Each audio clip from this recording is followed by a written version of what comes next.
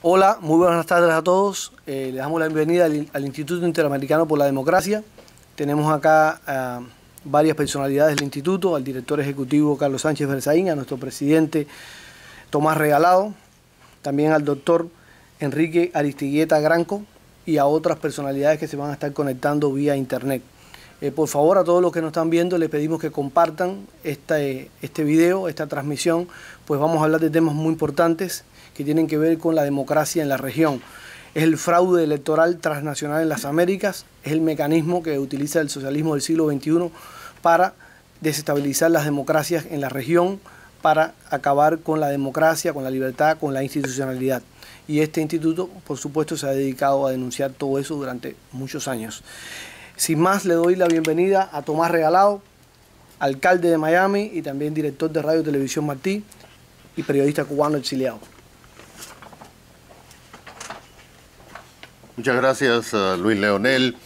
El director ejecutivo del Instituto Interamericano por la Democracia, doctor Carlos Sánchez Berzaín, había comenzado a organizar este foro mucho antes del pasado domingo. Pero ocurrió lo que ocurrió el domingo en Cuba y merece la pena ahora más que nunca hablar del fraude, ya que aunque Fidel Castro no inventó el fraude, pues lo puso en práctica de una forma excelente. Y yo no lo recuerdo muy bien por la edad, pero sí leyendo cosas de aquella época, en uno de sus primeros discursos, lo que planteó el entonces comandante, que no tenía ninguna posición, fue elecciones para qué.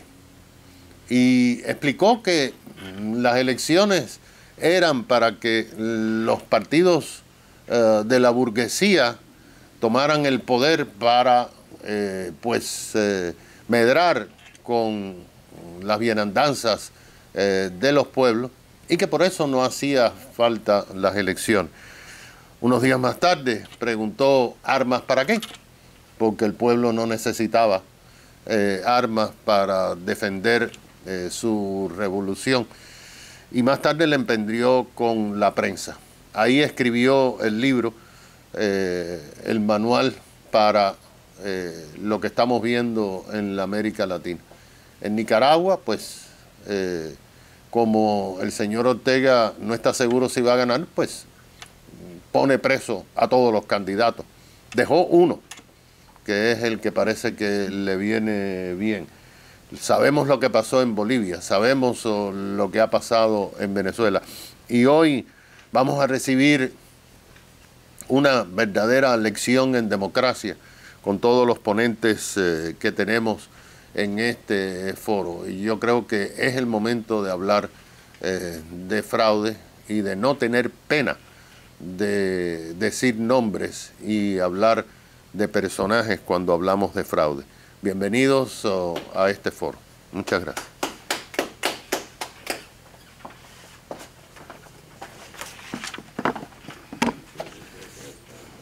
Muchas gracias a Tomás Regalado, presidente del instituto. Mi nombre, para los que no me conocen, es Luis Leonel León. Yo soy periodista y productor y bueno, voy a estar moderando este evento. Sigue Enrique Aristigueta Granco. Él es venezolano, abogado, doctor en Derecho, se considera independiente, social cristiano, es ministro, es embajador, es diputado nacional, es presidente de la Comisión Anticorrupción, historiador, docente, y es el presidente de GANA, que es el Grupo de Análisis, Información y Opinión Política. Él nos va a hablar del fraude electoral transnacional en las Américas, que es el tema de este evento. Invitamos a todos nuevamente a que compartan, por favor, porque esto es un tema muy importante. Doctor.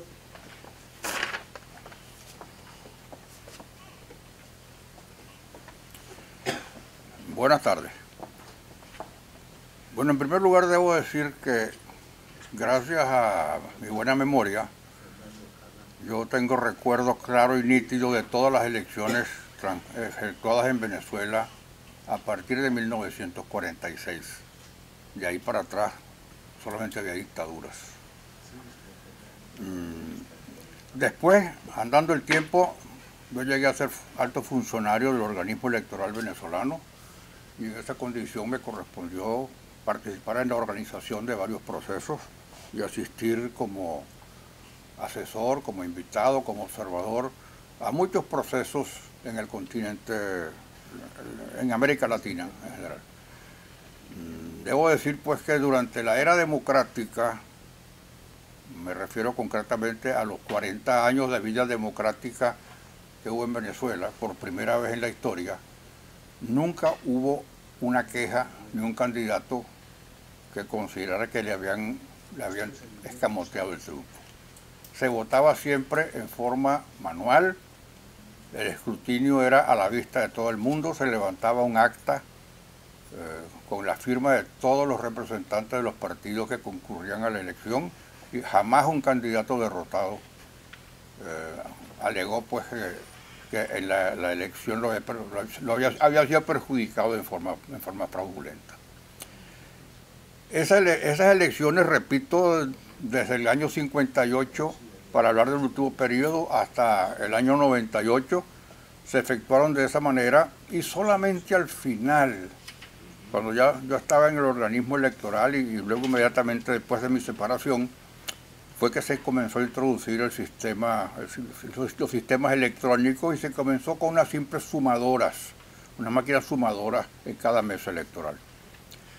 La última elección que yo puedo decir que fue limpia para elegir un presidente de la República fue en 1998, cuando tuvimos la desgracia de que el pueblo eligiera a un militar golpista fracasado, comunista, ascendió a la presidencia y de ahí en adelante decidió que él ganaba siempre todas las elecciones, todas las consultas, hasta el día de hoy, en que hay fundados motivos para saber que las elecciones que en Venezuela, que se convocan en Venezuela, no van a ser unas elecciones limpias y además ayudados por la introducción de un sistema electrónico de emisión del voto, del conteo del voto y de la elaboración de las actas. Allí ya comienza entonces ya a verse que cuando hay un gobierno no democrático va a tratar siempre de hacer un fraude en su favor. En segundo lugar, que ese fraude en su favor de un gobierno no democrático se facilita con el sistema electrónico. Porque desde una sala situacional aparentemente se suspende el conteo de votos y luego cuando se reanuda el conteo de votos ya ahí se introdujo, a partir de los servidores pues, que se han conectado a la red, se cambia la situación real y los votos que tiene cada una de los participantes. Las elecciones pierden seguridad cuando se usa un sistema electrónico y sobre todo si ese sistema electrónico lo maneja, lo controla un organismo electoral parcializado al gobierno de turno, que en los países que tienen la desgracia de estar sometidos a una dictadura, pues ese organismo electoral siempre va a estar sesgado a su favor. En Venezuela, pronto habrá unas elecciones, yo considero que no son fiables, no son confiables. El organismo electoral es de la confianza del régimen y el régimen ha dicho públicamente, los altos jerarcas del régimen han dicho más de una vez, no nos vamos ni por las buenas ni por las malas.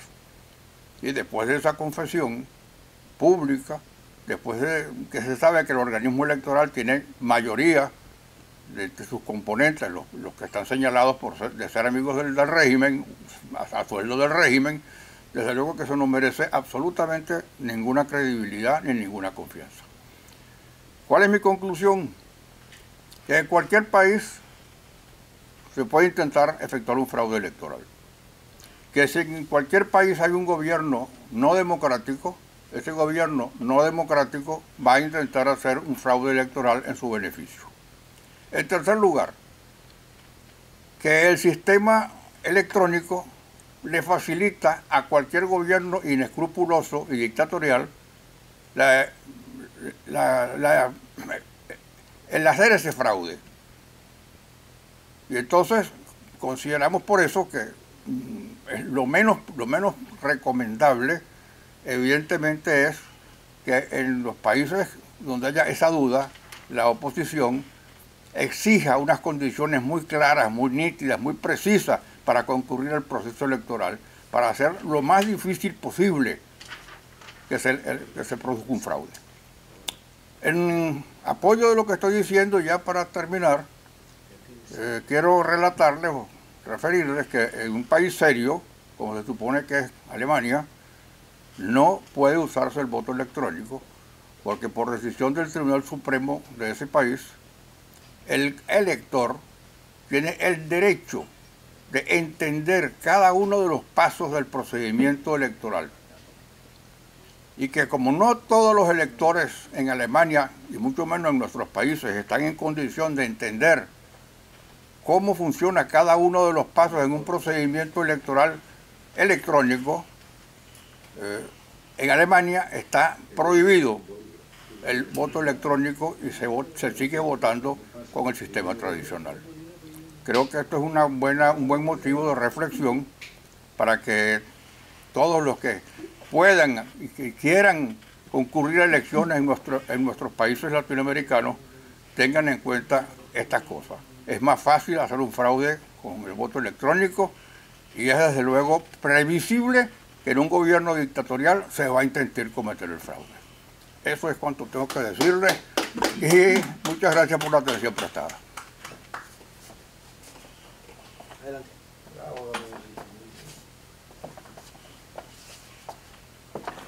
Muchas gracias, don Enrique, por sus palabras. Ahora va a comparecer el ingeniero Fernando Jadán, que es ingeniero en sistemas, especialista en tecnologías de la información y comunicaciones. Es también un consultor en sistemas de gestión empresarial, un ciudadano que ha estado por casi 20 años en el activismo y en la investigación del fraude electoral de 2019. Es miembro fundador de Transparencia Bolivia y un experto en todos estos temas que estamos debatiendo hoy. Así que sin más, Fernando Jadán, adelante. Muchísimas gracias y primero agradecido por el espacio, ya que es un tema que incumbe a las Américas y al mundo entero. Y en segundo lugar, les voy a pedir un poco de paciencia porque hablar técnicamente del fraude puede exceder un poco el tiempo que tenemos en la exposición, pero voy a tratar de ser muy directo. Esta presentación está dedicada a los valiosos países de la América Latina, gloria a Nicaragua, a Venezuela, a Bolivia y ahora Cuba en su despertar de 62 años de silencio.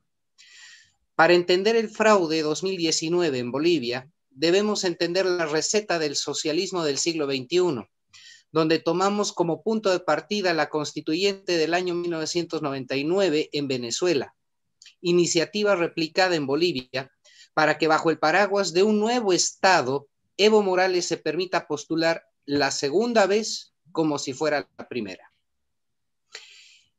En todo caso, logró consolidar un tercer mandato y forzar un cuarto, pasando por encima un referéndum vinculante que le dijo no a la repostulación y que finalmente en un acto de supremacía política consiguió mediante una interpretación infantil, burda, pero a fines muy práctica, en la interpretación del Pacto de San José de Costa Rica, haciendo entender que un derecho político puede ser un derecho humano ilimitado e indefinido.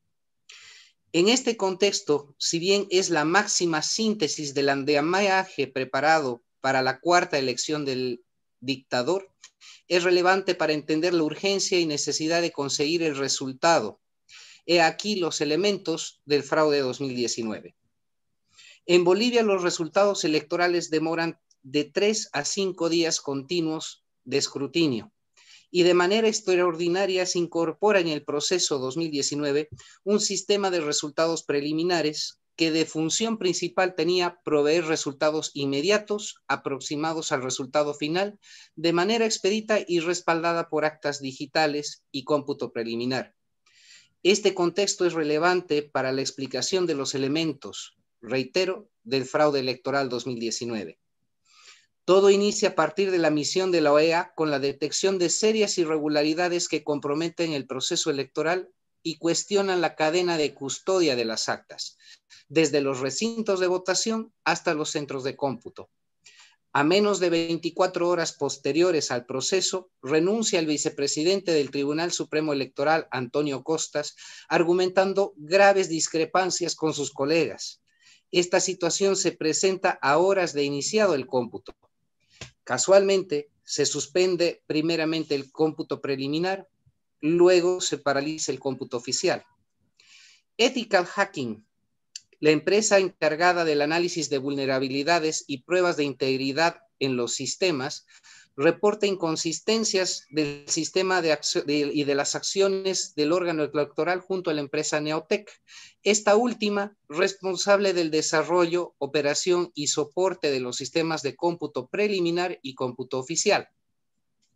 Se detectan más de 12 irregularidades, incluida la introducción de la presidenta del TSE, al cortar los sistemas de cómputo y ordenar el traspaso por lotes de cómputos preliminares al cómputo oficial totalmente irregulares, sin pasar por sala plena de vocales electorales para verificación y dar fe de estado. Finalmente, la detección de servidores de cómputo alterno como máxima de los hallazgos del fraude 2019. Cabe notar que estos elementos están o estuvieron registrados en declaraciones ante el Ministerio Público. El ingeniero Edgar Villegas denuncia públicamente que las actas digitales del cómputo preliminar en gran cantidad fueron creadas de manera previa al proceso electoral. Se hacen virales denuncias de fallecidos habilitados para votar durante los días del cómputo oficial. Son dados de baja del portal de consulta, demostrando que al menos entre varios cuestionamientos al padrón electoral, este fue modificado y peor aún, fue siendo modificado durante el proceso de escrutinio. Se encontraron ánforas con papeletas de votación en localidades clandestinas, en caso de Oruro en el domicilio del hermano de un diputado del Movimiento al Socialismo. De la misma manera se van descubriendo más elementos similares en todo el país. Se hace pública la denuncia de los funcionarios del Ministerio de Justicia, demandando que por instrucciones del señor Héctor Arce Saconeta, hoy designado embajador ante la Organización de Estados Americanos, y entonces ministro de Justicia, que fueron obligados a llenar papeletas de sufragio e incluso marchar en defensa del régimen de Evo Morales. El informe de la OEA, además de los puntos anteriores citados y ratificados en el informe conclusivo, adiciona 226 irregularidades en actas, producto de revisiones aleatorias, pero amplias y suficientes para concluir manipulación del proceso electoral. Además del informe de la OEA, la Unión Europea, Universidad Mayor San Francisco Javier, Universidad Católica Boliviana, CONADE, Sociedad de Ingenieros de Bolivia y la misma empresa Ethical Hacking realizaron informes independientes con las mismas conclusiones. A esto se sume el informe policial del Instituto de Investigaciones Forenses, IDIF, dependiente del Ministerio Público, que entre enero y marzo de 2020 entregaron un estudio de 150 páginas, de las cuales solo pudimos recuperar 10, que contienen inconsistencias grafológicas, actas llenadas con trazos distintos y diferentes bolígrafos, cambios de caligrafía en los jurados de mesa y otros. Dicho informe hoy es ignorado por quienes acusan de golpe de Estado. En mayo de 2021, tanto el Ministerio de Justicia actual como el ministro de Gobierno del régimen de Luis Arce Catacora aducen no haber visto una sola prueba del fraude 2019. Además, que de manera directa, en alusión a mi persona por Transparencia Bolivia oficial, como al doctor Jorge Balda, nos calificaron como instigadores y sediciosos. Esta acción nos convocó a realizar un nuevo estudio a detalle de las más de 35,000 actas del proceso electoral, detectando los siguientes conjuntos de irregularidades.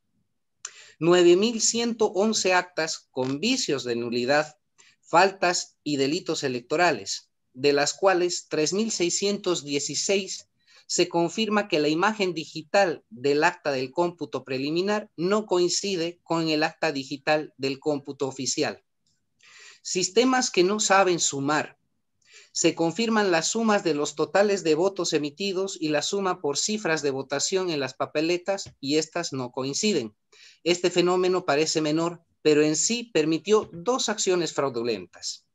Primero, la manipulación total de votos válidos, que traducidos en porcentaje permitían a Evo Morales una distancia mayor al 10% respecto al segundo, evitando una segunda vuelta electoral. Y el punto 2, ocultar los ajustes manuales de los cómputos registrados al no contrastar validaciones de integridad de suma en el proceso. Muchísimas gracias, Fernando. Estaba concluyendo ya, ¿no? Estamos sobre el tiempo, hay bastante más material, bueno, depende de usted. Tiene un minuto si quiere concluir. Perfecto, perfecto.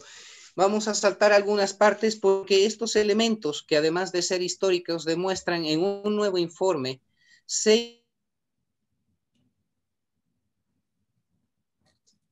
en los estudios del 2020 respecto al proceso electoral 2019.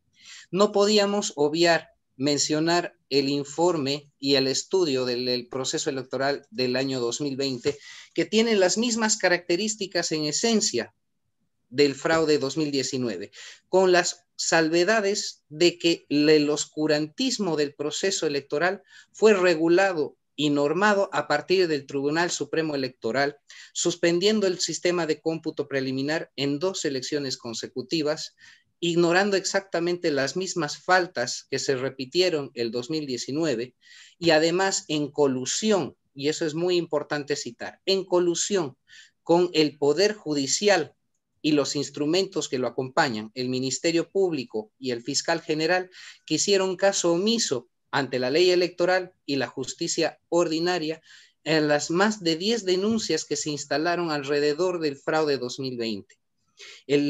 La mediatización o la falta de acceso a medios fue otro fenómeno tremendamente importante el año 2020. Se normó y se reguló la acción de los medios privados que recibían fondos del Estado para cobertura a las campañas electorales, y este caso muy particular nos llama la atención y nos sugiere una inducción, dado que ninguna de nuestras denuncias salió a la luz pública a través de medios convencionales. Y la tercera, más importante de todo el proceso, el haber enterrado desde la clase política vigente, los mismos participantes del proceso electoral, toda posible demanda de irregularidad que conllevó al resultado y al actual gobierno que tenemos. Muchas gracias, Fernando. Les pedimos a todos los ponentes que por favor traten de sintetizar su ponencia a los 5 minutos por respeto a los demás y por el tiempo que tenemos para hacer el evento. Vamos a darle la palabra a Guillermo Alejandro Salas. Él es físico graduado de la Universidad Simón Bolívar, ha escrito numerosos artículos, es cofundador del grupo de académicos desde 2004 que ha venido documentando los fraudes electorales en Venezuela y precisamente por eso está aquí con nosotros. Adelante, Guillermo.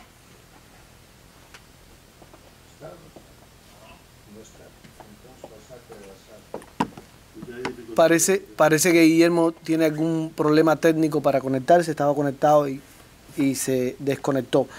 La siguiente ponente es Iliana Labastida, ella es cubana, periodista, trabajó durante muchos años en el Nuevo Herald y desde hace casi 20 trabaja en el Diario Las Américas, un medio en el cual es la directora ejecutiva, el primer diario en español de la Florida. Y Iliana, bueno, es una experta en todos estos temas también, así que le damos la palabra a Iliana. Muchas gracias, Luis Leonel. Buenas tardes a todos. Me da mucho gusto poder compartir este momento de reflexión con tantas personas ilustres, estudiosas de estos procesos que suceden en la región. Sinceramente, yo siento un gran privilegio cada vez que el instituto me convoca a estos foros, porque es una manera de aprender en primer lugar y después de exponer las ideas que uno ha ido interiorizando a lo largo de esta experiencia de poder vivir en un país en democracia. Yo recuerdo que apenas tenía 2 años de haber llegado a Estados Unidos, después de haber vivido en un país donde nunca vi realizar una elección, porque bueno, como dijo Luis Leonel, yo soy cubana, y cuando nací ya el régimen instaurado por Fidel Castro en Cuba existía hace algunos años.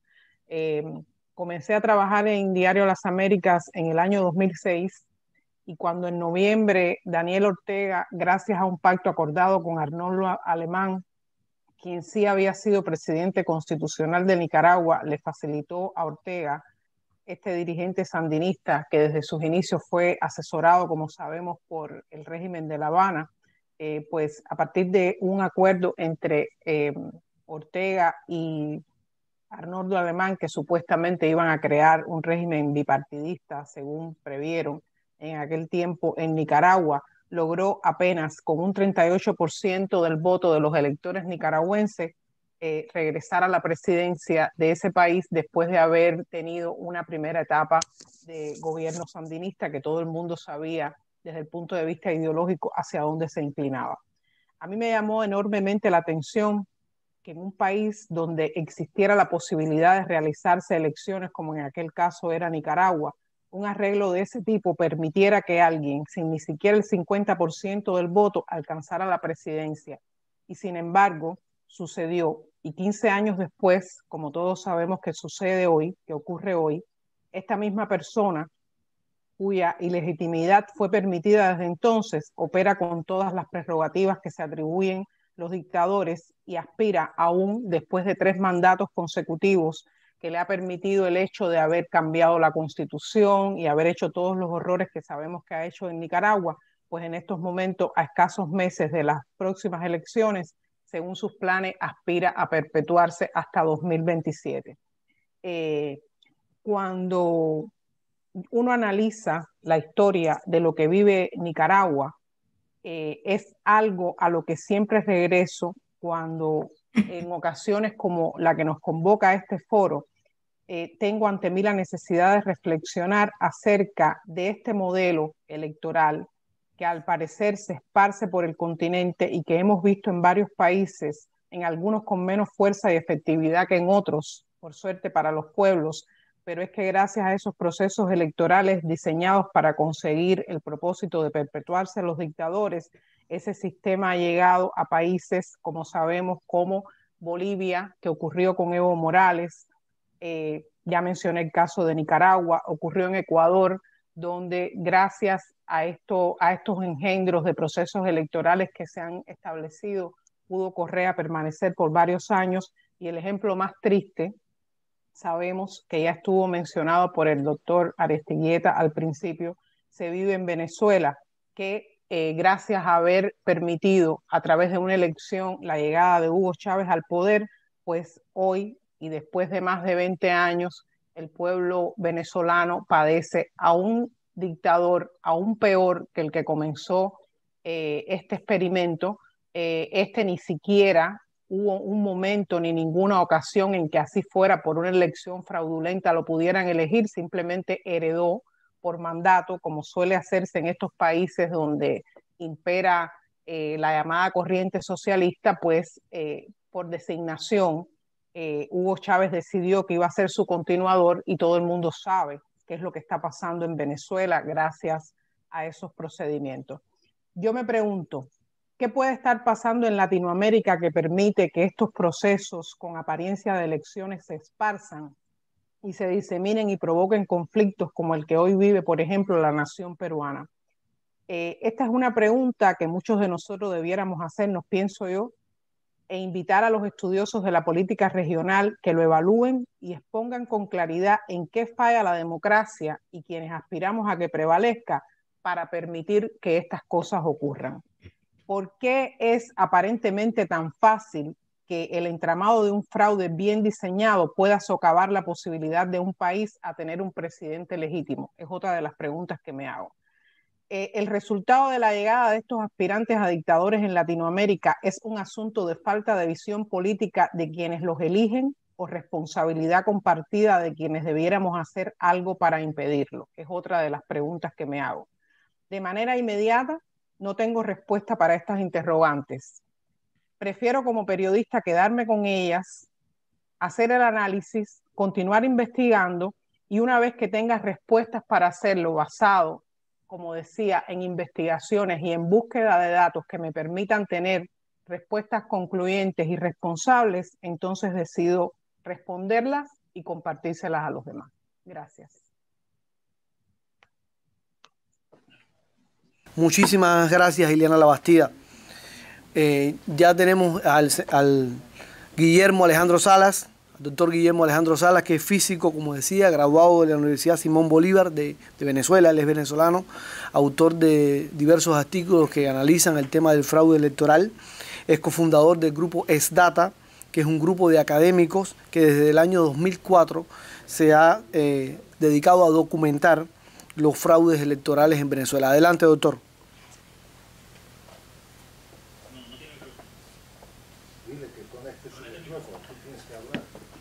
Conecte su micrófono, por favor, Guillermo.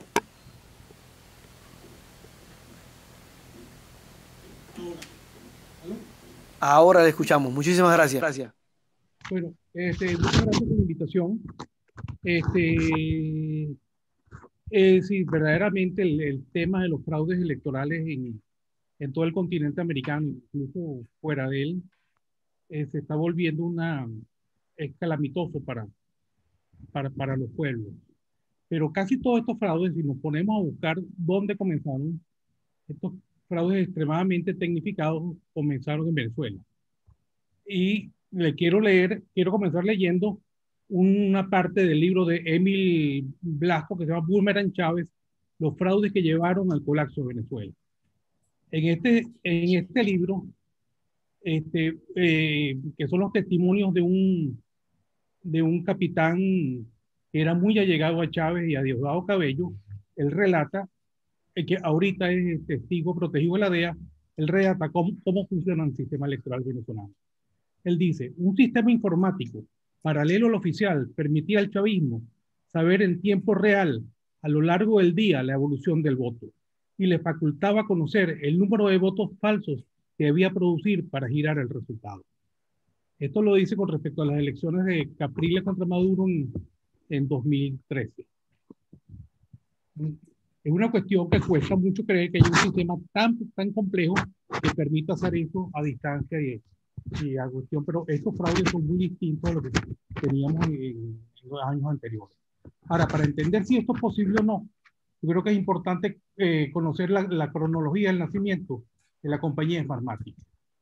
Vamos a empezar un poquito a explicar cómo nace esta compañía. En mayo del año 2000, un ingeniero venezolano llamado Antonio Mujica, en Boca Ratón, registra dos compañías.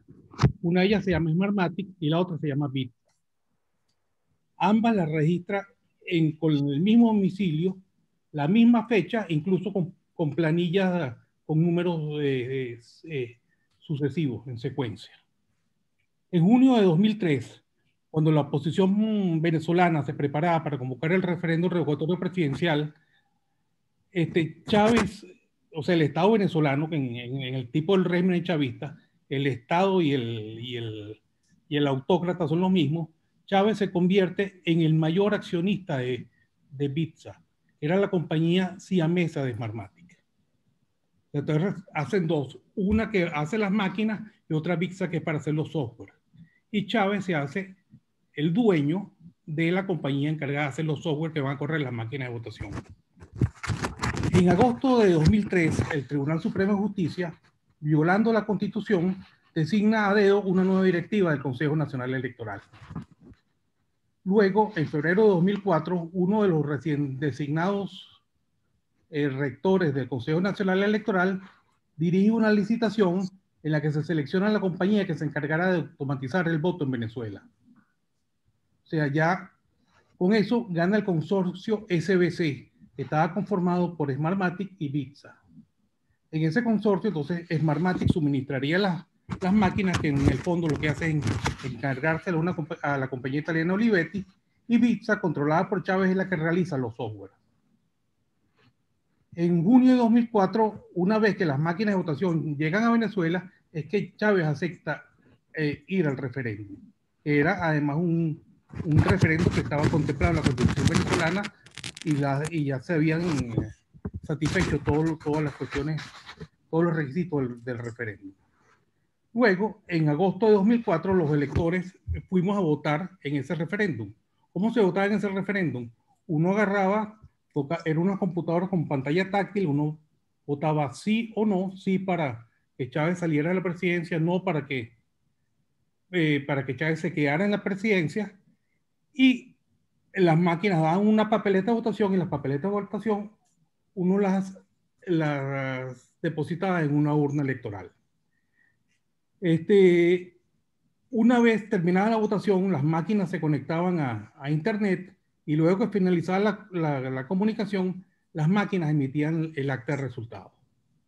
No se permitió cotejar los resultados de las papeletas de votación con los resultados que habían impreso las máquinas. Entonces, lo primero que me pregunto, si no había fraude, ¿por qué no dejaron hacer esos cotejos? Okay. Después, por supuesto, sin que se cotejaran los resultados y unas máquinas programadas por una compañía que el accionista mayoritario era Hugo Chávez, Chávez terminó ganando los resultados. Ganando, pues, los resultados oficiales, mejor dicho, dieron como ganador a Hugo Chávez. Y así fue como Chávez permaneció en la presidencia. Ahora, para ver cómo funcionan estos sistemas, sucedieron unas cosas durante las auditorías de los resultados que son extremadamente llamativas y nos permiten entender cómo funcionan estos sistemas. Habían programadas 199 auditorías, que eran 199 sitios, 199 máquinas a las cuales se iban a cotejar los resultados en la papeleta junto con los resultados dados por las máquinas. Ahora fíjense lo que sucedió con esas auditorías. Y lo voy a relatar en nombre del Centro Carter, que fue quien avaló esos resultados. El Centro Carter dice en su informe: los observadores del Centro Carter pudieron presenciar 6 procesos de auditoría. En solo uno de los 6 se contaron realmente los comprobantes de voto. En el resto de los sitios observados, los auditores designados por el CNE no permitieron abrir la caja con los comprobantes. Es decir, que habían 19.000 máquinas, el Centro Carter asiste a ver 6 auditorías de las 199 que se van a hacer, y en 5 le impiden que se cuenten los votos. Lo más importante de esto fue que en el único sitio donde le permitieron ver la votación... Doctor, tenemos un minuto para cerrar, disculpe. Okay. Entonces, en el único sitio donde se pudo hacer donde hicieron el cotejo de los votos, el voto resultó totalmente perfecto. Después se demostró un poco más tarde, con unos trabajos fabulosos, que el fraude había sido general en base a una ley de Benford, pero desgraciadamente esto no tuvo mayor incidencia en la parte política, pero sí en la parte académica del mundo, donde se dio a conocer una ley matemática que ahorita es como el ABC. Y afortunadamente se logró armar todo este rompecabezas, que solo hubiese podido funcionar si había un sistema interconectado entre las máquinas de votación y un centro de control, tal como lo dice el libro Boomerang Chávez. Lo único, para finalizar, es que se olviden de los fraudes electorales como era en el siglo pasado. Estos fraudes son hechos por gente, tecnólogos de primera y matemáticos de primera, trabajando para el mal. Bueno, muchas gracias. Muchísimas gracias, doctor. Seguimos con la señora Eva Sara Landó. Ella es boliviana, es exiliada política por el régimen de Evo Morales. Ella es consultora y activista de derechos humanos, es fundadora de Global Human Rights y es coordinadora de Bolivia de Solidaridad Sin Fronteras, por la parte de Bolivia, que es una organización cubano-americana. Es miembro de la coalición de líderes latinoamericanos en el sur de la Florida y ha dirigido y asesorado campañas de políticos republicanos en este estado. Adelante, doctora. Muy buenas tardes, no soy doctora, soy nutrióloga, lo más cerca a que me llamen doctora, pero muchísimas gracias. Aquí muy contenta de poder estar participando en este foro y esperando que Cuba pueda celebrar elecciones libres antes de fin de año y no con las maquinitas de Chávez que nos decía el señor que me anticipó. Y empiezo. Buenas noches a todos, los expositores, un saludo afectuoso a los que siguen esta transmisión, por favor compartan. Muchísimas gracias al doctor Carlos Sánchez Berzaín por la invitación. Buenas noches, moderador Luis Leonel León, y un saludo especial al presidente del Instituto, don Tomás Regalado.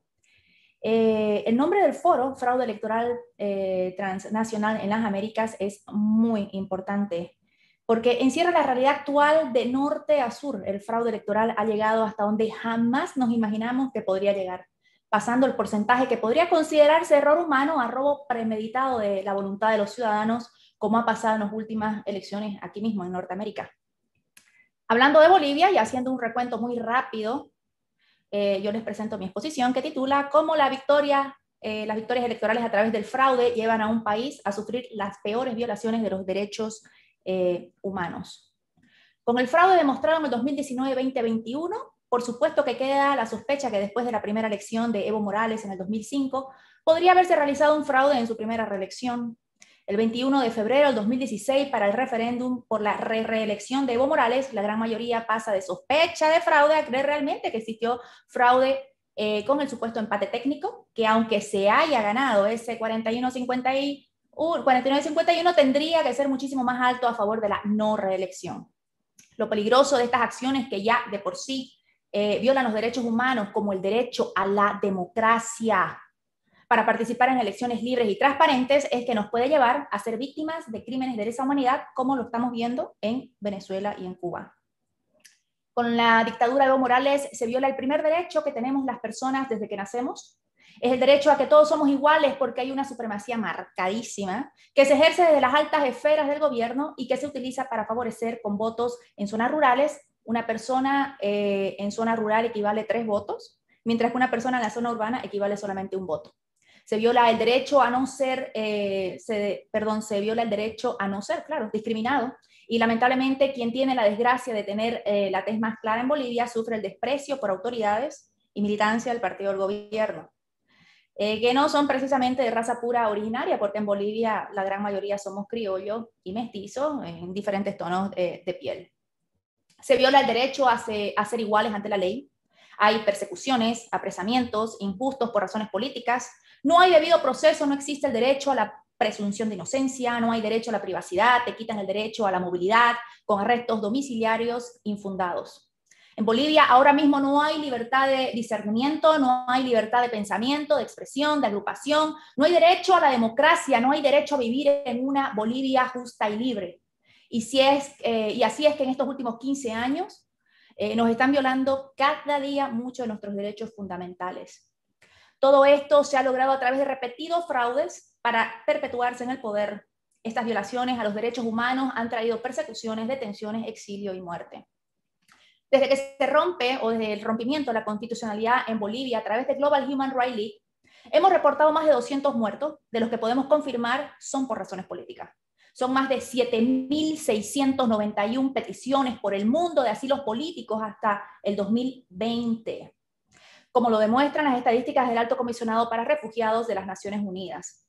Y solo desde que se impuso la dictadura de Arce Catacora a través del fraude del 2020 tenemos reportados 27 presos políticos, entre ellos 2 mujeres, encabezando esta lista la expresidente Yanine Áñez. Paralelo a esto, el número de perseguidos por Arce Catacora por procesos judiciales alcanzan las 200 personas y estamos apenas ni un año, ¿no?, de su elección. La violación a los derechos fundamentales en Bolivia no son casos aislados, son a grupos de personas que no comparten el comportamiento totalitario de los que gobiernan, donde no hay separación de poderes y no hay elecciones transparentes y libres para el pueblo. Con esto es fácilmente entender que vivimos bajo dictadura y las dictaduras traen crímenes de lesa humanidad, financiados por la corrupción, el terrorismo y el narcotráfico. Creo que es sumamente importante detectar y denunciar el fraude, saber quién lo financia, para finalmente meter presos a los responsables con el apoyo de un pueblo unido en el reclamo, como se hizo en el 2019, y lograr una transición que realmente cumpla ese único rol que tienen, que es el de devolver la democracia a los pueblos para tener elecciones libres y transparentes. Gracias. Muchísimas gracias, muchísimas gracias. Seguimos con Luis Galeano, aquí presente en el Interamericano. Él es un periodista nicaragüense, comenzó su programa Café con Voz en Nicaragua y ahora lo está haciendo desde acá, desde Miami. Adelante, Luis.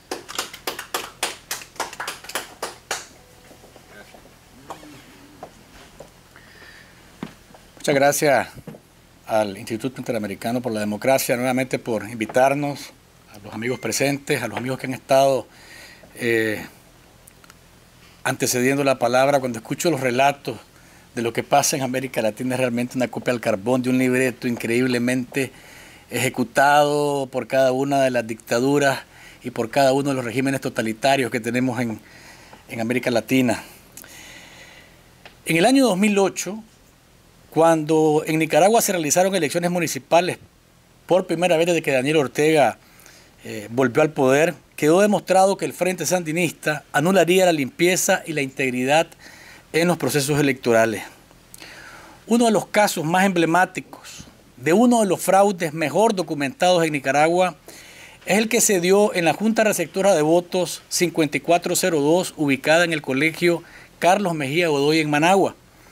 En esa Junta Receptora de Votos, en la pizarra, los miembros de la Junta indicaban que el Frente Sandinista había obtenido 103 votos y el opositor Partido Liberal Constitucionalista solamente 75. Sin embargo, en el centro de cómputo del Poder Electoral, los números cambiaron de una manera dramática e indicaron que el Frente Sandinista había ganado en esa misma Junta Receptora de Votos con 400 votos y el PLC había obtenido solamente 0 votos, es decir, nada. Ni siquiera para guardar las apariencias, los fiscales del PLC votaron por su partido de acuerdo al Consejo Supremo Electoral. Y ese patrón que ocurrió en esa Junta Receptora se repitió en casi todo el país. Quedaba claro entonces que no habría más proceso electoral limpio en Nicaragua. Ortega en el 2009 ordenó a sus magistrados de la Corte Suprema de Justicia que aprobaran una sentencia en donde declaraban inconstitucional el artículo de la Carta Magna que le prohibía la reelección, y eso le abrió el camino para presentarse como candidato en el 2011, perpetuando un fraude parecido al del 2008 y ejerciendo la violencia para imponer su voluntad en las juntas receptoras, sacando a los fiscales opositores por la fuerza y alterando los números. Fue así que Ortega logró una mayoría calificada en la Asamblea y quedó todo listo para reformar sin necesidad de negociar con nadie la Constitución, para refrendar su reelección del 2011 y dejar abierta la posibilidad de una reelección indefinida. En el 2016 decidió Ortega, por medio de la misma Corte, a su servicio, despojar al opositor Eduardo Montealegre del control del Partido Liberal Independiente PLI. Montealegre lideraba a 28 diputados de ese partido en el Parlamento, los que fueron desaforados de esa entidad controlada por el Frente Sandinista. El control del PLI fue entregado a opositores, y lo pongo entre comillas porque eran funcionales, como lo llama el doctor Sánchez Berzaín. Estos se encargaron de quitarle toda la credibilidad al partido y la población optó por no participar. El 70% de los nicaragüenses se abstuvo de votar, pero el Consejo Electoral controlado por Ortega dijo que fue al revés y que más bien salieron a votar 70% de los nicaragüenses y quienes se abstuvieron fueron 25 o 30%. Y que esa supuesta gran mayoría fue la que salió a ejercer el sufragio y ellos votaron supuestamente por el Frente Sandinista. Ortega en ese momento impuso a su consorte y cómplice Rosario Murillo como su compañera de fórmula. Tanto en los comicios del 2011 como en los de 2016, los organismos de observación nacional como Ética y Transparencia, así como la OEA y la Unión Europea, denunciaron las falencias de los procesos, pero sin llegar a convertirse para ellos en causa de desconocimiento de los resultados. Ortega firmó un memorándum de entendimiento con la OEA en 2017 para supuestamente hacer los cambios en las reglas electorales, pero no fue otra cosa más que un nuevo embuste del tirano nicaragüense. El estallido social del 2018 cambió el tablero de Ortega, pues se venía acomodando las cosas para que este año, en 2021, se repitiese el padrón de fraude sin sobresaltos. Ortega, sorprendido por la rebelión de abril, aceptó un diálogo para ganar tiempo, rearmarse, reprimir y matar. Salió con un cuento de intento de golpe de Estado y tanto él como su servidumbre repitieron que no adelantarían las elecciones como reclamaba la ciudadanía en las calles y se aferraron a que si los opositores querían un cambio, esperaran a elecciones en el 2021, porque ese era el periodo constitucional para el que, según ellos, Ortega había sido reelecto en el 2016. Es decir, Ortega, el más grande violador de la Constitución en Nicaragua, adujo que su periodo constitucional acababa en el 2022. La respuesta de la gente fue que se fuera del poder y ya.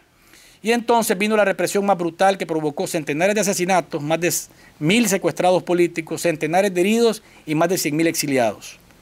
Ortega logró imponer entonces a sangre y fuego su voluntad de permanecer en el poder hasta unas supuestas elecciones. El surgimiento de nuevos liderazgos y la posibilidad real de perder el poder por medio de elecciones reales o verdaderas, en las que la gente no solamente vota, sino que elige, lo ha obligado a ser más que evidente en no querer competir contra nadie que le signifique la probabilidad de perder el poder. A pesar de los múltiples llamados de los nicaragüenses y de organizaciones de diferentes opciones opositoras, además de la OEA, para realizar reformas electorales, Ortega respondió con una contrarreforma y ha electo a nuevos magistrados que obedecen perrunamente a sus órdenes. Y entonces se ha cerrado cualquier posibilidad de un proceso electoral creíble.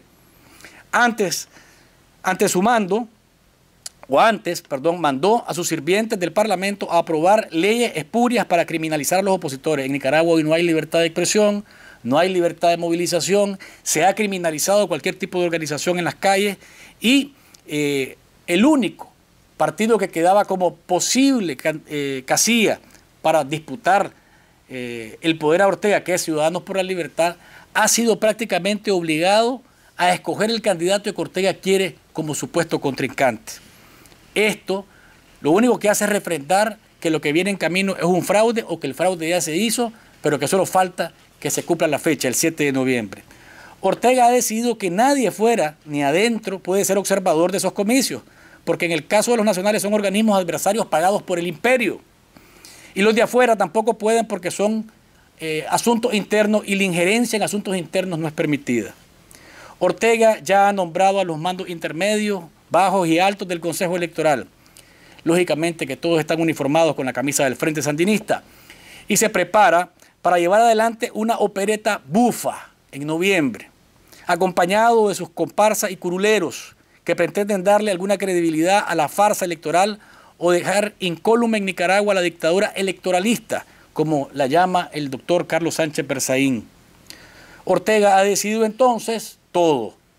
Decidió el estadio en el que se juega, los árbitros que imparten justicia en el juego, las reglas del juego, los que pueden ver el juego y hasta el contrincante mantequilla o de papel que quiere tener que no le signifique mayor riesgo para perder el poder. Las elecciones se celebran cuando en los países hay democracia y ni Ortega y ninguno de los dictadores de las Américas son democráticos. Llegan al poder por la vía democrática, pero repudian la democracia cuando ésta los amenaza con sacarlos del poder. Como dirían en mi país, la suerte está echada. Creer en elecciones bajo estas condiciones es ir burro amarrado contra tigre suelto. Muchas gracias. Muy bien. Muchas gracias, Luis, por esa frase lapidaria. Seguimos con Jorge Balda. Jorge Balda es abogado boliviano, profesor de Derecho Penal y Criminología, es escritor y defensor de los derechos humanos, es asesor legal del Comité Pro Santa Cruz en Bolivia y de muchos otros institutos y organizaciones pro derechos humanos. También ha defendido y criticado el tema de los presos políticos en Bolivia. Adelante, Jorge.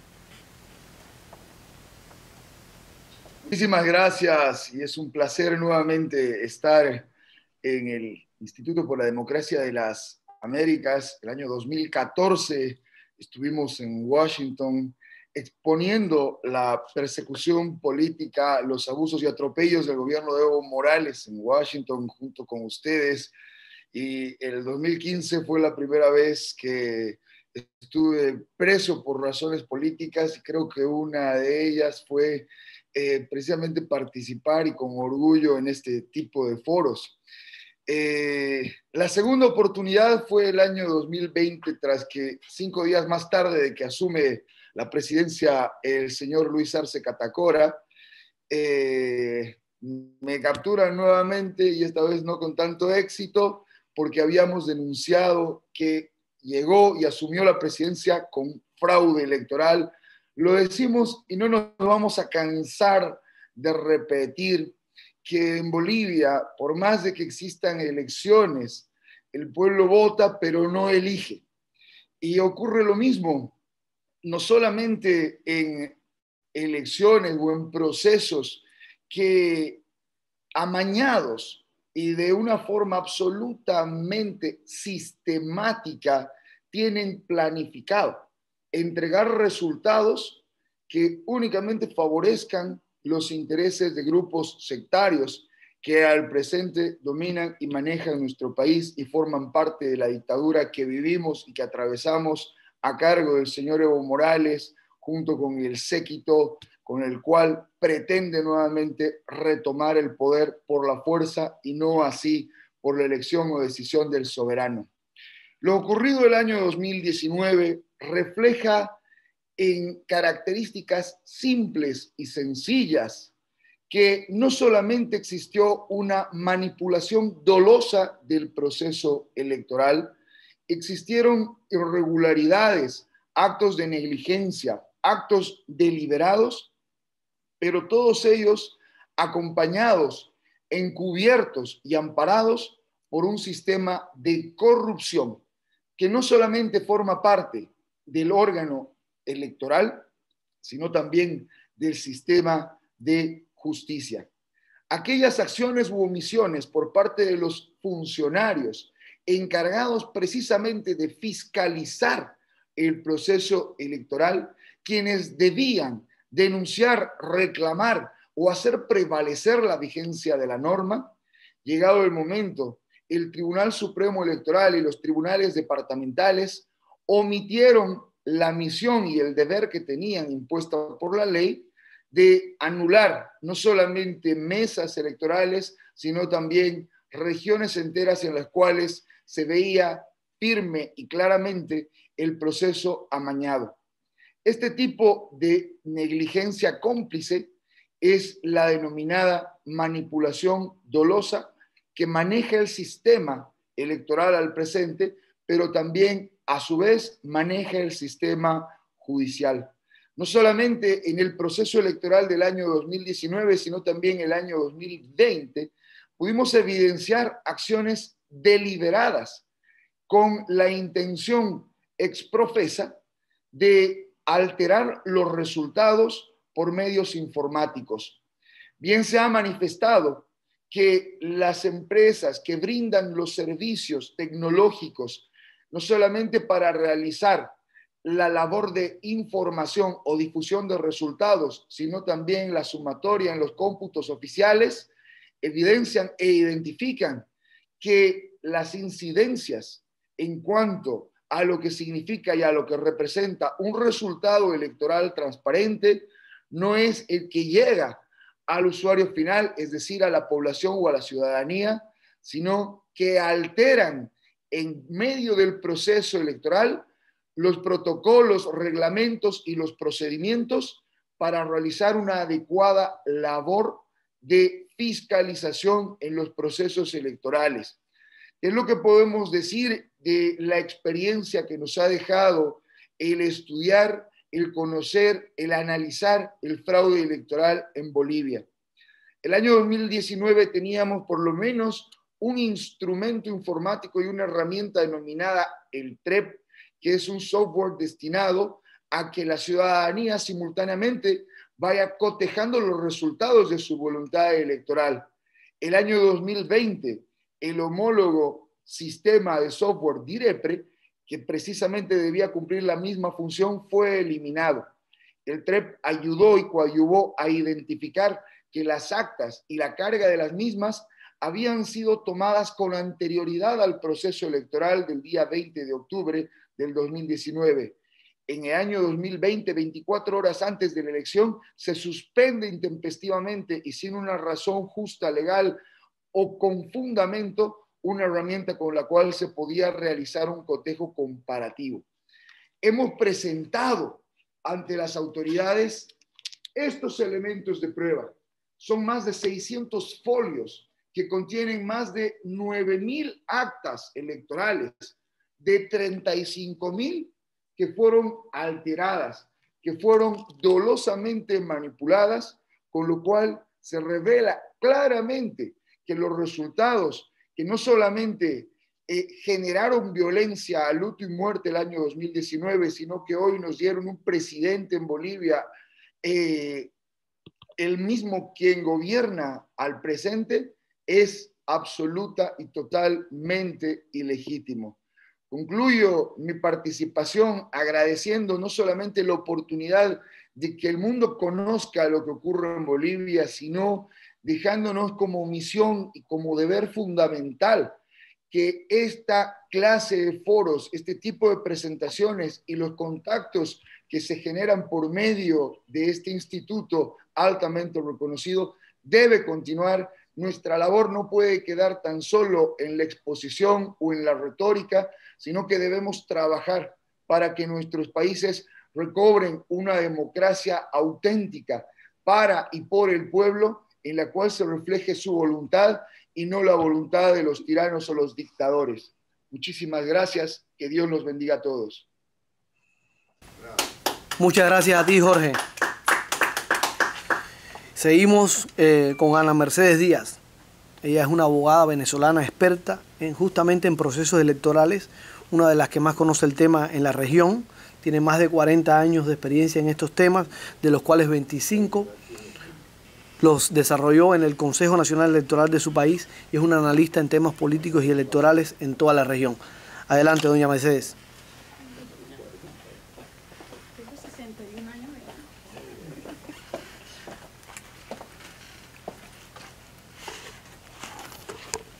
Bueno, primero que todo, le doy gracias a Dios por el aquí y ahora, gracias al Instituto por tan amable invitación, a quienes me acompañan en el panel y a ustedes que con su tiempo nos hacen agradable estas ponencias. El socialismo del siglo XXI, el conocido socialismo del siglo XXI, no es otra cosa que el marxismo, que el comunismo, como así lo definiera el propio Fidel Castro en una entrevista realizada por la periodista Vanessa Davis. También es conocido como el castrochavismo, como bien lo llama nuestro amigo el doctor Carlos Sánchez Berzaín.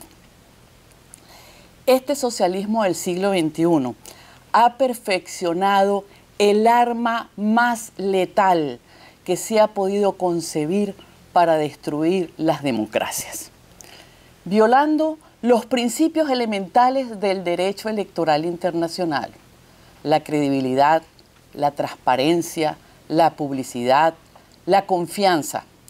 Atacan los sistemas electorales en todas sus fases, antes, durante y después del proceso electoral.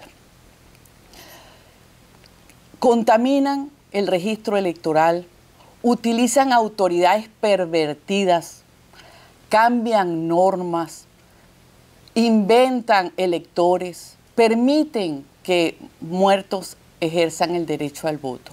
En fin, hacen cualquier tipo de cosas para eliminar lo que llaman la integridad electoral. Desde el año 2004, año en que Venezuela estrenó las máquinas electorales, el gobierno venezolano hizo su incursión y apoyó, no solamente con recursos, sino que también con especialistas electorales, el fraude electoral en otros países. A Rafael Correa en Ecuador, a Daniel Ortega en Nicaragua, a Evo Morales en Bolivia. Estos procesos electorales, este fraude, está contando, como bien decía nuestro amigo Guillermo Salas, con un nuevo elemento que es la tecnología. Hay que diferenciar muy bien que la tecnología no solamente se refiere a que se hagan procesos electorales con máquinas, sino también aquellos procesos electorales cuya alguna fase del proceso se haga de manera automatizada. La buena noticia es que el fraude electoral dejó de ser una teoría conspirativa, una leyenda urbana, para convertirse en hechos probados y más que comprobados. En el año 2017, en Ecuador, tuvimos la oportunidad por primera vez de poder tomar en tiempo real cómo un acta de escrutinio cambiaba al ser pasada por el escáner y a ser publicada en la página web del Consejo Electoral de Ecuador. Ese video existe, ese video está a la orden de quien lo quiera tener. Pero más allá del año 2017 en Ecuador, tenemos entonces la maravillosa auditoría que hizo la OEA en el año 2019 en Bolivia. Esta auditoría, este informe dice textualmente: el informe comprueba la manipulación dolosa de dos planos. Uno, la alteración de actas y de firmas, y el segundo, se constató que se redireccionó el flujo de los datos a dos servidores ocultos y no controlados por el Tribunal Supremo Electoral. ¿Qué significa esto, amigos? Que ya sabemos que sí existe el fraude electoral. Sabemos que el fraude electoral puede ser combatido, puede ser prevenido, porque como ya sabemos cómo opera y cómo ataca, debemos enfrentarlo. Pero también, si no se detiene y se consuma, existen las auditorías para reversar estos resultados. Acaban de finalizar las auditorías en Arizona, estamos esperando su publicación. Hay 20 estados en cola que también van a hacer sus auditorías respectivas para saber cuál es el real resultado electoral de las elecciones en Estados Unidos el 3 de noviembre del 2020. Y hoy por hoy, mientras nosotros estamos en este evento y Cuba está ahorita levantándose contra el régimen cubano, en Perú se está esperando la definitiva de quién es el presidente de Perú. Cabe señalar que aquellos que se oponen a la auditoría en Perú son cómplices del delito, son parte de aquellos que jalarán el gatillo para asesinar la democracia en Perú. Muchas gracias.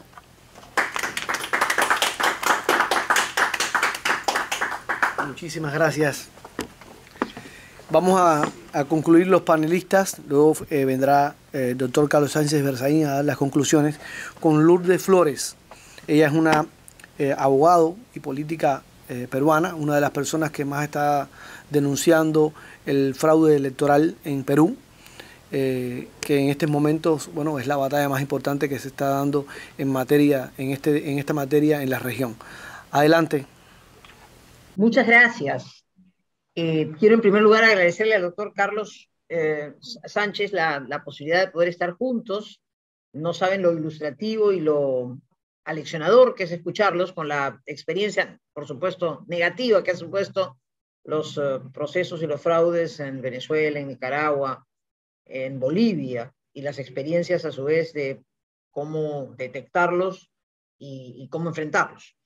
Es muy penoso lo que está pasando en mi país. No digo que los procesos hayan sido perfectos, pero creo que, como ustedes han relatado, estamos ante los albores de una pretensión que data ya de algunos años, pero que quisiera hoy concretarse, de esa presencia del Foro de Sao Paulo, del socialismo del siglo XXI, que en el Perú combina además con movimientos mucho más violentistas, rezagos de Sendero Luminoso, narcoterrorismo, etcétera, que han llevado a un proceso electoral en el que quienes creemos en la democracia y en la libertad consideramos, probablemente desde la primera vuelta, pero claramente en la segunda vuelta, se ha producido un fraude y lo estamos denunciando con toda la fuerza que podemos. Haber escuchado a nuestra amiga la venezolana hace un instante, todavía tengo la impresión que no teniendo el bagaje de las experiencias tan nefastas que ustedes han vivido, en nuestro país todavía se tilda teoría conspirativa o de golpismo, que es una frase que se repite casi a diario, los intentos de conocer la verdad electoral y de enfrentar lo que nos parece, lo que creemos con certeza ha ocurrido en este proceso. ¿Qué veo de común con las cosas que se han relatado y que son los factores que probablemente hacen este común denominador y seguramente son parte de una suerte de modelo, que no digo que se aplique textualmente, idénticamente, pero que tiene vasos comunicantes? Primero, la autoridad electoral. Es conocido que en los países que ustedes representan y donde han expuesto con tanta claridad las situaciones, hay de alguna manera una connivencia, una intervención de la autoridad electoral que resulta perniciosa. Cuando se trata claramente de un fraude montado desde el Estado, la autoridad electoral se convierte en un factor fundamental. En el caso peruano se ha producido una combinación entre lo que llamaré en un instante fraude en mesa y explicaré desde la base de la sociedad en algunos puntos cruciales, con una connivencia, con una complicidad de la autoridad electoral a la que le hemos pedido por todas las vías verificar firmas falsas, pedir los listados de mesa para corroborar quiénes han sido los votantes y finalmente, siguiendo el modelo boliviano, realizar una auditoría electoral que podría haber sido, como se acaba de señalar también, el mecanismo para sincerar finalmente y para conocer con objetividad y con equipos especializados cuáles son los problemas que han existido y dónde y cómo es que se ha perpetrado el fraude y corregir eso. La autoridad electoral se ha negado a todo esto. Estamos a puertas de la conclusión de un proceso en que la autoridad electoral al más alto nivel, nosotros lo llamamos Jurado Nacional de Elecciones, ha claudicado y ha incumplido su deber constitucional de fiscalizar el proceso como corresponde y de poder dar la seguridad con su dicho, con su palabra final, que ese es el genuino resultado electoral. De modo que ese es un factor común. La debilidad. Debo decir además, por ejemplo, que la autoridad electoral en el caso peruano ha actuado incompleta. Debiendo tener 5 miembros para que no se produzca un empate, ha actuado solo con 4 miembros, careciendo de la presencia del Colegio de Abogados de Lima, que era el 5º miembro, y entonces el presidente ha tenido doble voto y ha manejado esta situación. Hay amenazas respecto a miembros del jurado, un fiscal, un representante del Ministerio Público, de la Fiscalía, renuncia y lo hace para decir, oye, yo no quiero ser con mi voto el que complete el quórum, sabiendo que están pasando todas estas cosas. Y todo esto entonces termina en un resultado electoral a todas luces claudicante e incumplidor de sus derechos, de los deberes constitucionales. ¿Dónde se produce en nuestro país, y cómo vinculo este tema con el señalado hace un instante, el fraude? Se produce a nivel de las mesas de votación, de los locales de votación, de los centros de votación, con operadores previamente preparados y a los que se les instruye y se les dice, vayan temprano a las mesas, eso les permitirá a ustedes estar como personeros de mesa, como miembros de mesa, incluso representando, siendo la autoridad, porque en el sistema peruano el primer nivel de autoridad son los miembros de mesa, son ciudadanos, pero que actúan como autoridades electorales. Y se producen entonces en un puñado de lugares en el Perú, apartados, normalmente en los lugares más apartados del país, con nula presencia de personeros o testigos electorales, como ustedes les llaman en sus países, de los partidos participantes, incluso el Perú Libre, que no necesita tenerlos porque los tiene como miembros de mesa. Ya se ha señalado que con solo un control periférico, nunca dentro del local de la Policía Nacional, y donde se constatan entonces en un plazo muy corto, 72 horas apenas, un conjunto de mesas con firmas falsas. Este es un primer llamado de atención rarísimo, ¿no es cierto?, frente al cual levantamos la voz y decimos, esto no puede ser. Conseguimos las pericias que acreditan que las firmas de quienes suscriben las actas como miembros de mesa no son verdaderas.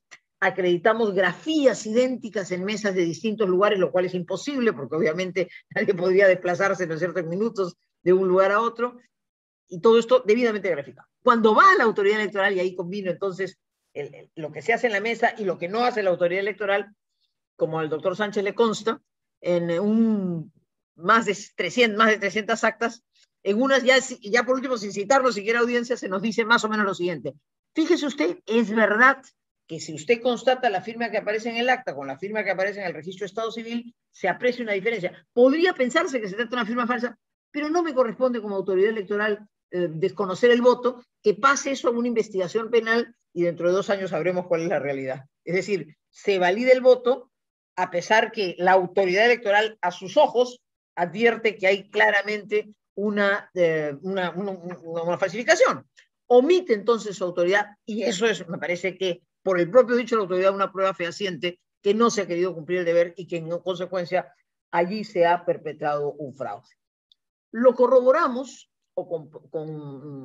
digamos, confirmamos o reafirmamos estos elementos extraños como este de las firmas falsas, constatables perfectamente con lo que se llaman las fichas del Registro de Identidad y Estado Civil, la RENIEC, o las listas de votantes que no se nos han querido entregar pese a un documento público, con la estadística. Termino un minutito. Sí, tiene un minutico, tiene un minuto, gracias. La estadística que resulta demoledora y que demuestra resultados absolutamente incontundentes, como por ejemplo que en la primera vuelta hubiera en determinado lugar una cantidad importante, una cantidad X de votos para la candidata Keiko Fujimori y para otros candidatos que a la postre son afines, y que en la segunda vuelta estos se convirtieran en cero o en números absolutamente ilógicos, lo cual revela que efectivamente puede haber habido un trasvase de votos de un sitio a otro. Y termino señalando que no hemos entrado, lo digo quizás no hemos estado preparados para imaginar que esto debiéramos haberlo estado y no lo hemos estado, para todo lo que con tanto acierto se ha señalado, que es el ámbito del cómputo, que como ha señalado el señor Salas, sin duda puede ser hoy día el gran instrumento. Nosotros hemos quedado un poco en la periferia, en lo manual, en lo evidente, en lo visible, y quizás haya mucho más que escarbar. Decía Stalin en una frase demoledora, ¿no? Lo importante no son los votantes, sino quienes cuentan los votos, que es una frase terrible, ¿no es cierto?, de fraudes que puedan cometerse.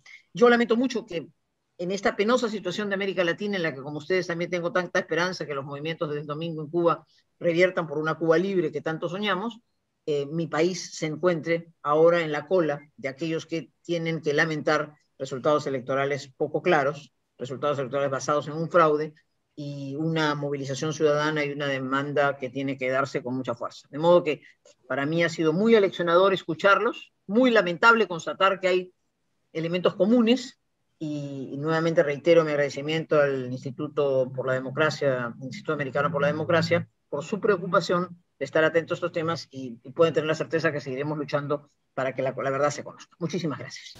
Gracias a usted, muchas gracias a usted. Concluimos el evento con el doctor Carlos Sánchez Berzaín. Como ustedes saben, es catedrático, político, politólogo, director ejecutivo de este centro y uno de los que ha catalogado el castrochavismo y lo ha analizado durante cientos y miles de artículos y varios libros. Adelante, doctor.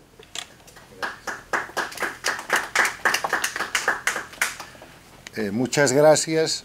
Quiero empezar agradeciendo a los oradores, a doña Ana Mercedes Díaz, a la nutrióloga Eva Sara Landau, a la periodista Ileana Labastida, a la distinguida Lourdes Flores, que acaba de exponer el tema del Perú, a los oradores, al doctor Balda, que es un preso político rotatorio en Bolivia, porque siendo nada más abogado por defender clientes que están en contra del fraude, en contra de la dictadura, lo hacen preso político periódicamente.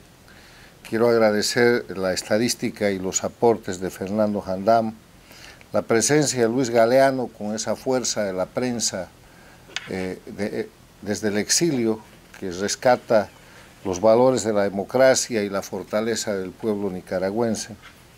Quiero agradecer a nuestro director, don Enrique Aristigueta Gramco, y agradecer también a nuestro presidente y a nuestro moderador. Gracias a todos, porque han presentado ustedes un mosaico de lo que es el fraude electoral transnacional en las Américas, que es el título de este foro. Y ese fraude electoral transnacional en las Américas, que yo voy a pasar a resumir gracias a sus generosos y brillantes aportes, agradezco también al doctor Guillermo Salas.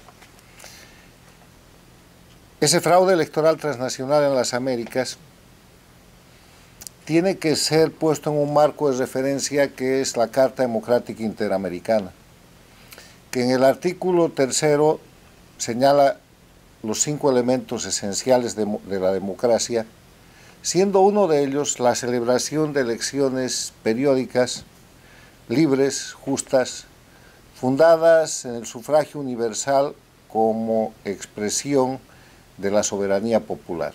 Sufragio universal secreto como expresión de la soberanía popular. Para que exista ese elemento esencial de la democracia, para que existan elecciones libres, limpias, justas, que representen la soberanía popular, tienen que concurrir los otros 4 elementos esenciales de la democracia. El primero es que exista respeto a los derechos humanos y libertades fundamentales, porque si no hay respeto a los derechos humanos y libertades fundamentales, no hay ni libre expresión ni posibilidad de celebrar una elección justa y libre. Tiene que haber separación e independencia de los poderes públicos, porque tiene que funcionar el sistema de frenos y balances para que un poder controle al otro, para que si el poder legislativo se excede o si el poder o el órgano electoral no funciona, haya un tribunal constitucional, haya un juez, haya una autoridad judicial o finalmente haya una instancia que permita una revisión. Tiene que funcionar la libre asociación política, porque si esa no existe, y por eso en los países con exiliados, con perseguidos y con presos políticos no hay elecciones libres ni hay democracia, son dictaduras, no pueden celebrarse elecciones democráticas. Y tiene que haber Estado de Derecho. Estado de Derecho quiere decir la vigencia de la ley, pero no de las leyes infames que las dictaduras fabrican violando los derechos humanos.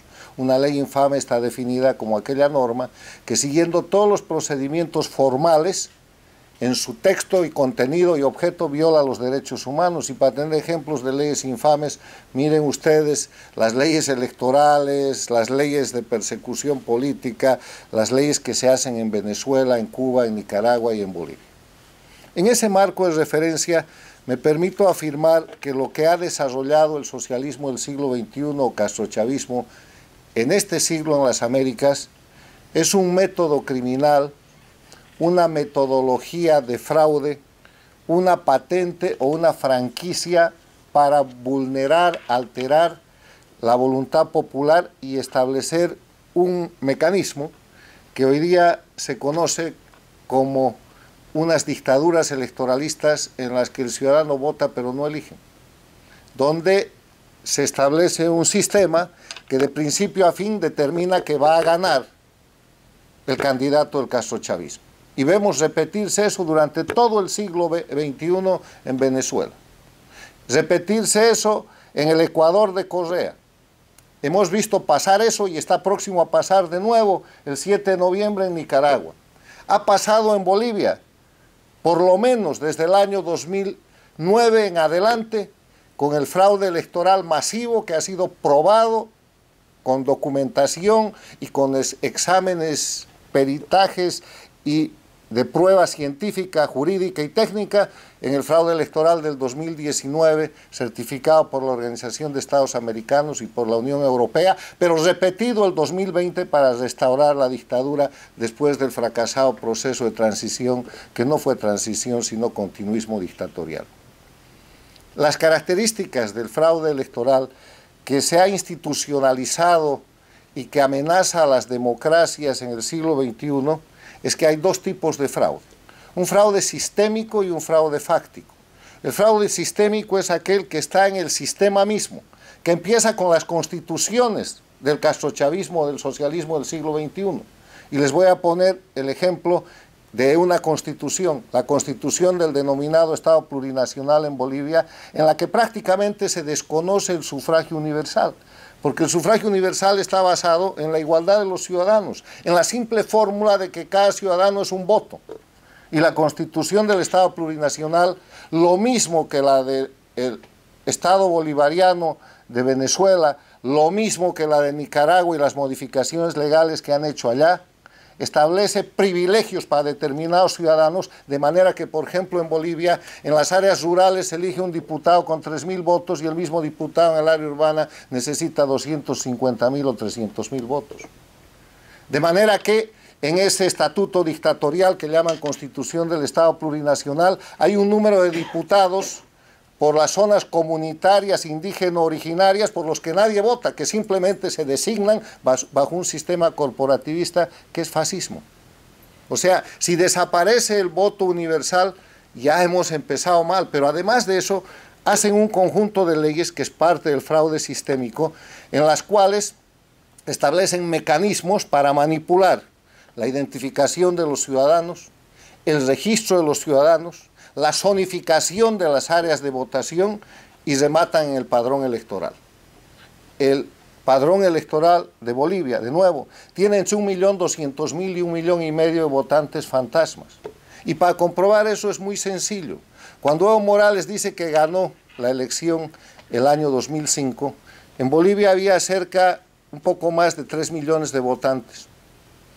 Para el año 2014-2019, esos votantes se incrementaron el 97%, cuando la población nacional solamente se incrementó en el 23%.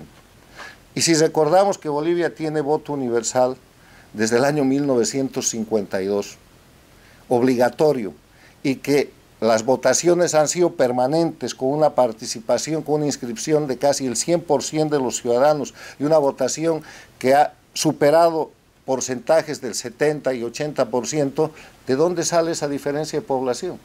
Ahí está el fraude sistémico, porque precisamente el supuesto crecimiento de los votantes se produce en las zonas cocaleras, en las zonas rurales que están controladas por el aparato del sistema dictatorial. O sea, fraude sistémico, fraude en el sistema con el que nada se puede hacer el día de la votación y sobre el cual no tienen ninguna competencia los observadores de la Organización de Estados Americanos, que de acuerdo a su reglamento de observación del año 2008 aprobado en la OEA, hacen topografía en la observación y no pueden tocar ninguna de las partes del fraude sistémico, que es el fraude esencial.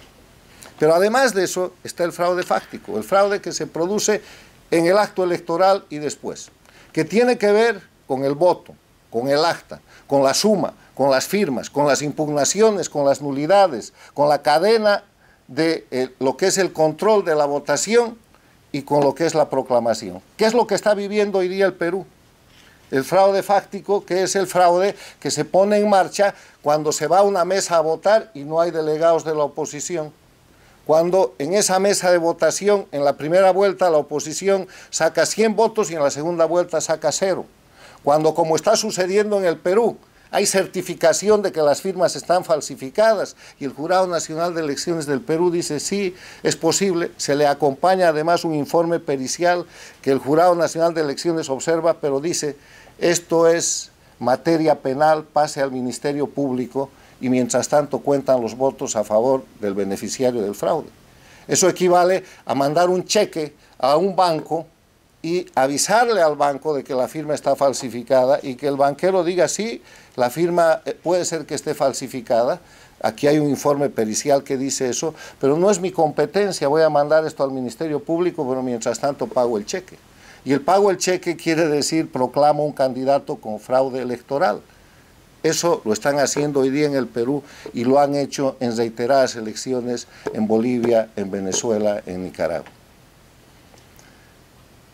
Este fraude, que es el fraude del socialismo del siglo XXI, del castrochavismo, se ha vuelto endémico en la región.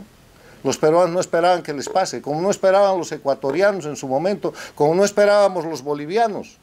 Pero esto es algo que va a pasar el 7 de noviembre en Nicaragua y que se va a consolidar seguramente en unos días más en el Perú, donde el presidente interino de ese país se niega a pedir una auditoría a la Organización de Estados Americanos y se niega a pedir auditoría el propio Jurado Nacional de Elecciones y no pide auditoría el candidato Castillo y la candidata Fujimori lo dice en voz demasiado baja, cuando todos deberían estar interesados en pedir auditoría del proceso electoral del Perú, porque esa es la manera de determinar si en el Perú se ha repetido, como yo afirmo que sí se ha repetido, lo que certifica la Organización de Estados Americanos respecto a las elecciones de Bolivia 2019, que es la alteración de actas y de firmas que ha modificado totalmente el resultado electoral. Tenemos de esta manera el fraude del socialismo del siglo XXI, que es un fraude transnacional, que es un fraude además en el cual los operadores se trasladan de país en país. Los que manejan las Smartmatic de Venezuela están de pronto en Nicaragua, están de pronto en Bolivia, están de pronto en el Ecuador. En la última elección del Perú, los operadores de tierra de Evo Morales han estado en toda la frontera del Perú con Bolivia, en la zona del lago Titicaca, no solamente haciendo campaña electoral, sino haciendo acción política fraudulenta. Esto se trata de una agresión directa a la democracia y yo quiero reconocer que eventos de esta naturaleza permitan primero que los defensores de la democracia, de la libertad, de la denuncia del fraude electoral de los países víctimas se conozcan. Segundo, que se establezcan con tal claridad las recurrencias que se pueda advertir al resto de los países, porque después de Nicaragua viene Colombia el próximo año. Y Colombia ya ha estado muy cerca de operaciones de este tipo que son cada vez más especializadas y cada vez más peligrosas. Termino en mi parte estableciendo en definitiva que el fraude transnacional en las Américas existe, que está operado y liderado por la dictadura de Cuba, con sus plataformas en Venezuela, Bolivia, Nicaragua, con el apoyo de los gobiernos paradictatoriales de la Argentina con Fernández Kirchner y de México con López Obrador, aunque esos países, Argentina y México, continúan siendo democracias, y que representan una amenaza tremenda para las democracias y para todo el sistema de las Américas. Y en este punto reconocer que la lucha del pueblo cubano que se lleva a cabo en este momento será vital para recuperar la libertad en Cuba, que se logrará necesariamente e inevitablemente en un momento muy próximo, y que cuando eso suceda se habrá logrado la libertad del resto de las Américas, porque la liberación de Cuba es la liberación de las Américas, y este tema del fraude electoral transnacionalizado es un botón de muestra de la exportación del crimen organizado de la dictadura castrista, convertida en castrochavismo en el siglo XXI, porque igual que esto ha exportado los narcoestados, ha exportado el soporte al terrorismo, ha exportado el sistema de tortura, ha exportado el mecanismo de presos políticos, de persecución política, de tortura, que se vive en estos mismos países donde hoy día estamos demostrando que ha instituido un sistema cuasi legal, pero absolutamente criminoso para hacer fraude electoral transnacional. El tema es Cuba, el tema son sus plataformas dictatoriales en Venezuela, Bolivia y Nicaragua, y la víctima actual se llama el Perú, la próxima víctima vuelve a ser Nicaragua, y la amenaza está sobre toda la región. Muchas gracias. Muchas gracias, doctor Carlos Sánchez Berzaín, y le damos las gracias a todos ustedes por habernos acompañado. Por favor, compartan este programa, compartan este video, donde hay ponencias excepcionales de varios países de Latinoamérica, y los despido con el mismo mensaje del profesor. Recuerden que la causa de Cuba es la causa de América y hoy en día tenemos que apoyarla. Muchas gracias.